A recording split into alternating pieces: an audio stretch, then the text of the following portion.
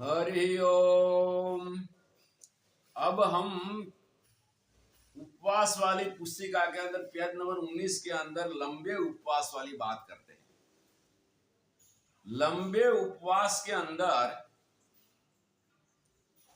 कुछ रोग ठीक होते हैं और धर्म दृष्टि से जैनों में लंबे उपवास करते हैं, जिसके अंदर बच्चे भी 8-8 दिन केवल पानी पे रह जाते हैं, जिसको अट्ठई कहते हैं। और इससे बड़े लोग हैं, कोई 21 दिन रह जाता तो कोई 40 दिन तक केवल पानी पे रहते। अब लंबे उपवास के लिए हमारा सजेशन है कि वो स्वयं न करे, अन्यथा इस उपवास के अंदर कोई गलती होगी तो जीवन भर तक इसकी तकलीफ का हमें कष्ट उठाना पड़ेगा। लंबे उपवास में अनुभवी नेचुरोपैथी डॉक्टरों के पास करें या फिर अनुभवी जैन संत जो जैन समुदाय के हैं उनके सानिध्य में करें, क्योंकि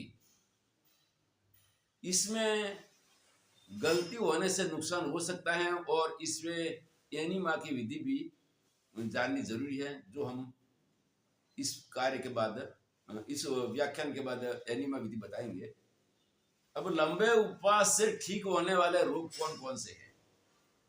क्योंकि पेट के लिए तो चरक संहिता के अंदर वहां महर्षि चरक ने अथर्ववेद का मंत्र लिया, प्रथमम लंघनम प्रोक्तम वमनम वीरेचनम। लंगर को ही उपवास किया है, अन्य को नहीं।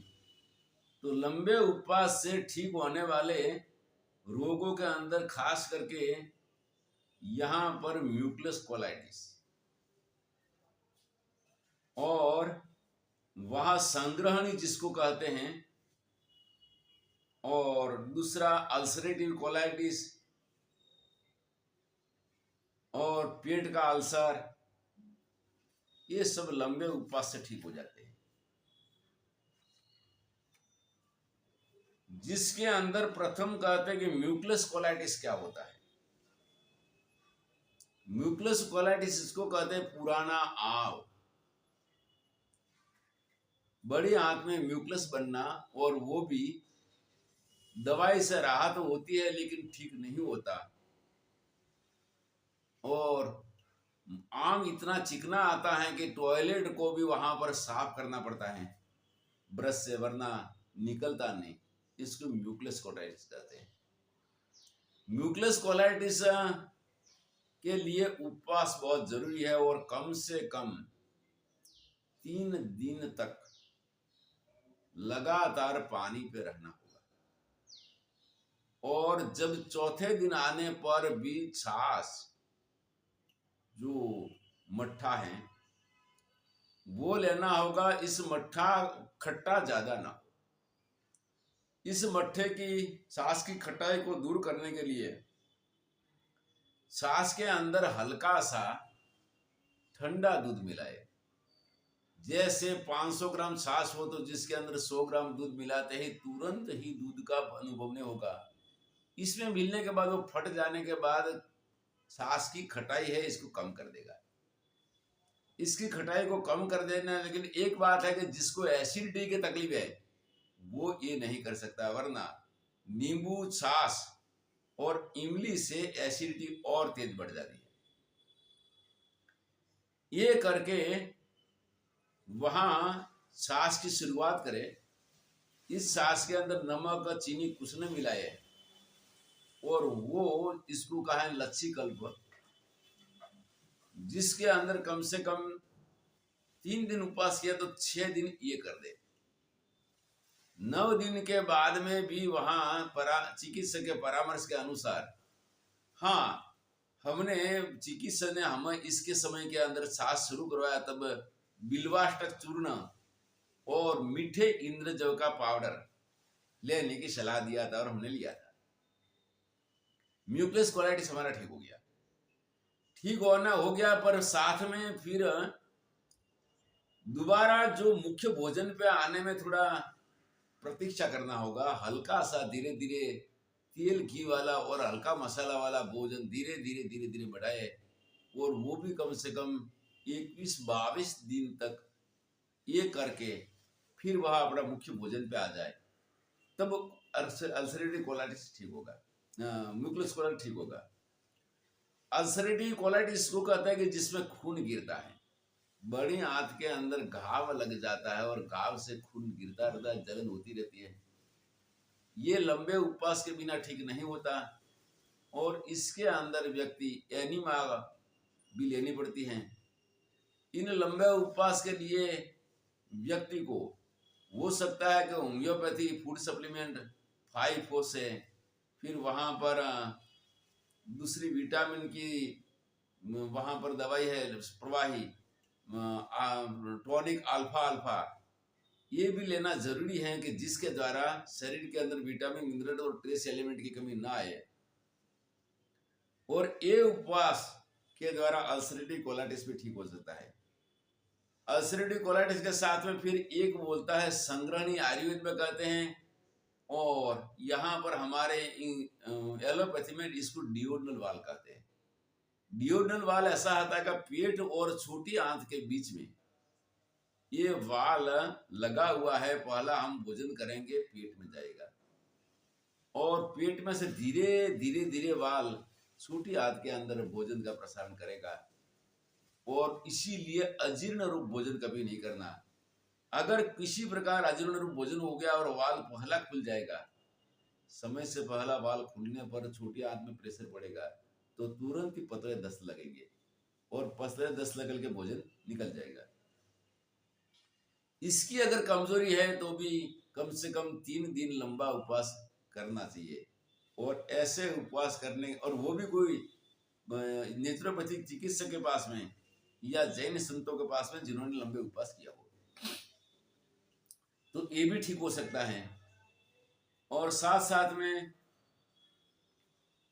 अन्य जो बीमारियां हैं, जैसे इस समय के अंदर हार्ट अटैक है, डायबिटीज, ब्लड प्रेशर, कोलेस्ट्रॉल, वो भी लंबे उपवास के अंदर एक बार नॉर्मल हो जाएंगे।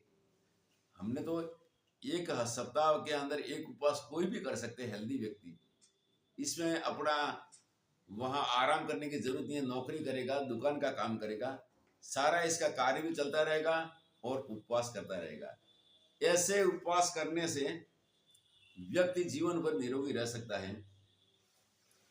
तो ये करके यहाँ लंबा उपवास के लिए हमारी दृष्टि से कभी भी स्वयं न करें और किसी को न कराएं।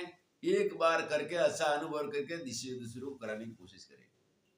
अब इसके बाद हम बताते एनीमा की विधि। एनीमा की विधि लंबे उपवास में जरूरी है। तो एनीमा के लिए सबसे पहला सर्जिकल स्टोर में ये डब्बा मिलेगा। सर्जिकल बिना कोई भी मेडिकल स्टोर में दही नहीं मिलेगा।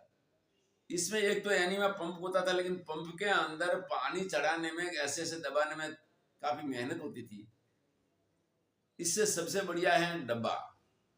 तो डिब्बा इसमें कभी कोई लोहे का भी हो जाता है। अब प्लास्टिक का डिब्बा तो हर जगह मिल जाता है। प्लास्टिक का डब्बा को वहां टूटने की संभावना रहती, तो प्लास्टिक का डब्बा को वहां प्लास्टिक डब्बा के साथ में नोजल और पाइप भी मिलेगी। इसके बाद 1.5 फुट जितना रबर का कैथेटर अलग से लेना होगा। ये कैथेटर लेने के बाद में सबसे पहला पानी को उबालना। पानी को उबाल के उबला पानी नीचे उतार के सारी चीज इसमें डालना है, और कम से कम 15-20 मिनट तक इसमें रखना है। तो क्या होगा कि वो इसके अंदर डिब्बे, पाइप, नोजल वगैरह में जो जीवात होगी वो खत्म हो जाएगी। अब इस डब्बे को बाथरूम के, टॉयलेट के अंदर टांग के, जिसके अंदर एनिमा लेते समय गुनगुना पानी ऐसा रखना है कि जो हमारी आंख को बर्दाश्त करवाए। हल्का सा गुनगुना, बहुत ज्यादा नहीं। जैसे हम बाहर से ज्यादा गर्म पानी से नहाते हैं और चमड़ी पे वहां पर पानी लगने पर थोड़ी जलन होती है, इतना नहीं, एकदम हल्का गुनगुना होना चाहिए, क्योंकि अंदर का भाग बहुत मुलायम होता है। इसके बाद जो नोजल है, वो नोजल से वहां पर पानी निकलेगा, तो थोड़ा सा सरसों का तेल या कोई भी तेल लगा के गुदा के अंदर नोजल का प्रवेश करने से वहां पानी गुदा में पेट में चढ़ना शुरू हो जाएगा। अब वहां पर पेट के अंदर पानी चढ़ते मल तो अंदर जमा हुआ है, वो जब पानी अंदर चढ़ने के लीटर 1.25 लीटर पानी अंदर चला जाएगा, तो इसके साथ पानी के साथ मल भी निकल जाएगा। ये हो गई सिंगल एनीमा। अब इसके अंदर 10 इंच तक का ही सफाई होगा, इससे ज्यादा नहीं।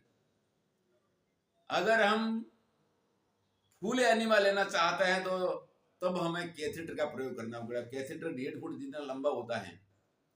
अब नोजल के आगे कैथेटर को हम लगाएं, कैथेटर लगा के कैथेटर को भी वहां तेल लगा के, तेल लगाने बाद ही गुदा में प्रवेश होगा।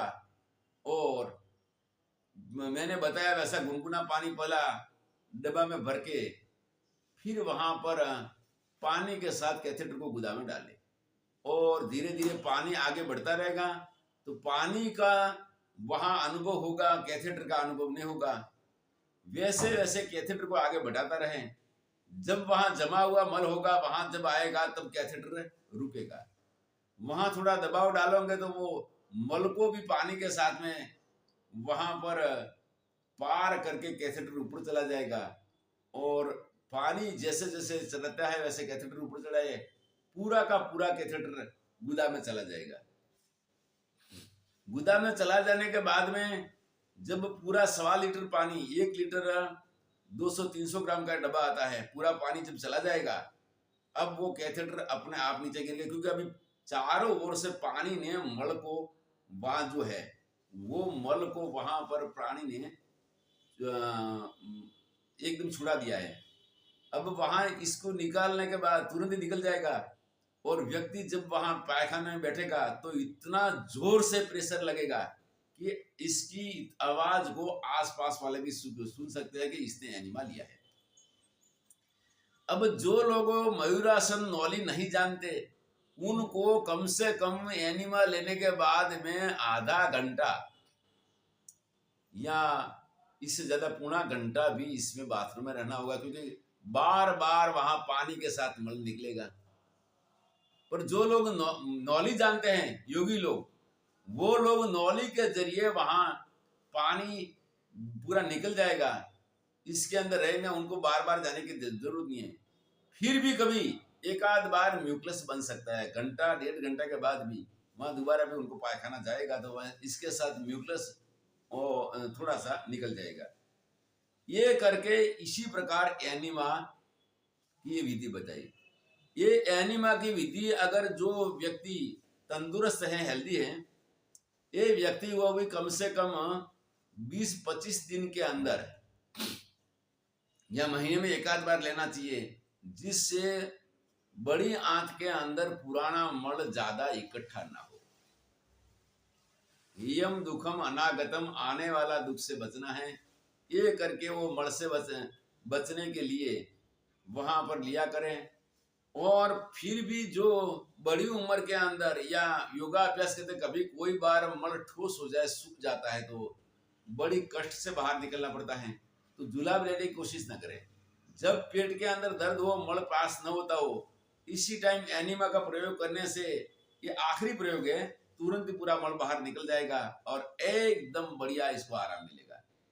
इसी प्रकार और एक बात है कि ये एनीमा का प्रयोग लगातार अगर करना है तो 3 दिन से ज्यादा ना करें, अन्यथा इसकी आदत बनेगी तो फिर वहां एनीमा बिना पेट साफ नहीं होगा।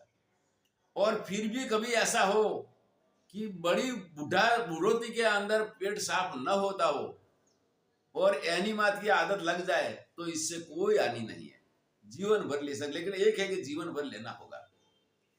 ये करके एनीमा के द्वारा व्यक्ति विधिवत लिया करे, और ये विधि भी कोई डॉक्टर से या फिर अनुभवी योगी संत से या योग शिक्षक से सीखना चाहिए, जिसके लिए कोई तकलीफ न हो।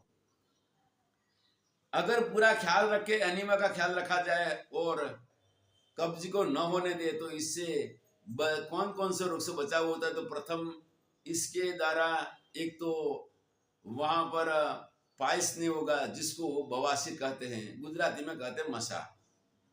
दूसरी बात यह है कि इसको हर्निया का ऑपरेशन, हर्निया नहीं होगा, क्योंकि कब्जे रहने से हर्निया भी वहां पर हो जाता है। और आईबीएस इत्यादि जो रोग है बड़े बड़े, ये भी भविष्य में नहीं होगा। उदर रोग से वो बचा रहेगा, पहले से करेगा। और जो रोगी हैं वो करेंगे तो उनको इसके अंदर बहुत राहत मिलेगी। ये करके यहाँ लंबे उपवास और एनिमा विधि को हमने बताया है। हरिओम तत्सत।